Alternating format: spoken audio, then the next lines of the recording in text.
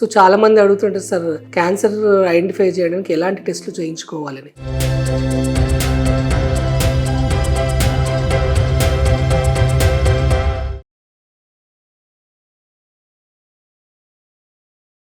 Good afternoon అండి. నేను doctor Avinash Tippani, cancer surgeon and director Pratima cancer institute, Arapalli, Warangal. So క్యాన్సర్ని identify చేయడానికి టెస్టులు చేయించుకోవడానికి దానికి కూడా ఒక ప్రోటోకాల్ ఉంటుంది. సో ఫ్యామిలీలో ఇద్దరు కంటే ఎక్కువ మంది క్యాన్సర్ ఉందనుకోండి, సో తప్పకుండా జెనెటిక్ ప్రాబిలిటీ అంటే క్యాన్సర్ వంశపారంపర్యంగా వచ్చే ఛాన్స్ ఉండొచ్చని మేము వాళ్ళని ఏంటంటే ఒకసారి జెనెటిక్ కౌన్సిలింగ్కి పంపించడం జరుగుతుంది.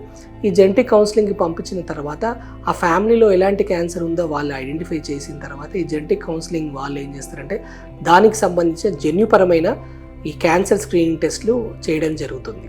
నెక్స్ట్ వచ్చేసి స్త్రీలో అయితే ఎలాంటి క్యాన్సర్ స్క్రీనింగ్ టెస్ట్లు చేయదు.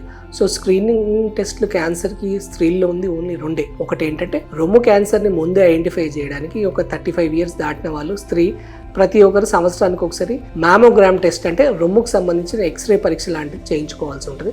సో దాంట్లో ఏంటంటే క్యాన్సర్ రాకముందే చిన్న చిన్న కంతులు ఏమన్నా రొమ్ములో ఉన్నా ముందే మనం ఐడెంటిఫై చేయడం జరుగుతుంది. ఆ తర్వాత 30 దాటిన స్త్రీల్లో ఏంటంటే పాప్స్మియర్ టెస్ట్ అనేది ఉంటుంది. పాప్స్మియర్ టెస్ట్ అనేది సంవత్సరానికి ఒకసారి చేసుకుంటే గర్భసంచికి సంబంధించిన క్యాన్సర్స్ ఏమైనా ఉన్నా మనం ఐడెంటిఫై చేయడం జరుగుతుంది. అంతేకాకుండా హ్యాబిట్స్ ఉన్న వాళ్ళు అంటే సాధారణంగా క్రానిక్ స్మోకర్స్ ఉంటారు, ఒక్కొక్కరు 1 నుండి 2 ప్యాకెట్ సిగరెట్స్ తాగేవాళ్ళు, ఇట్లాంటి వాళ్ళు ఏంటంటే ఒకసారి హై రెజల్యూషన్ ఛాతీకి సంబంధించి సిటీ స్కాన్ చేయించుకుంటే లంగ్ క్యాన్సర్ ఏమైనా ఉందా కూడా మనం ఐడెంటిఫై చేయవచ్చు. అంతేకాకుండా మితిమీరిన ఆల్కహాల్ తీసుకునేవారు తప్పకుండా ఒకసారి లివర్కి సంబంధించిన స్కానింగ్ ఒకసారి చేయించుకోవాల్సి ఉంటుంది. రెగ్యులర్గా అంటే ఒక అల్ట్రాసౌండ్ అబ్డమిన్ చేయించుకుంటే లివర్లో ఏమైనా లీజన్ ఉందా లేదా కూడా తప్పకుండా తెలుస్తుంది.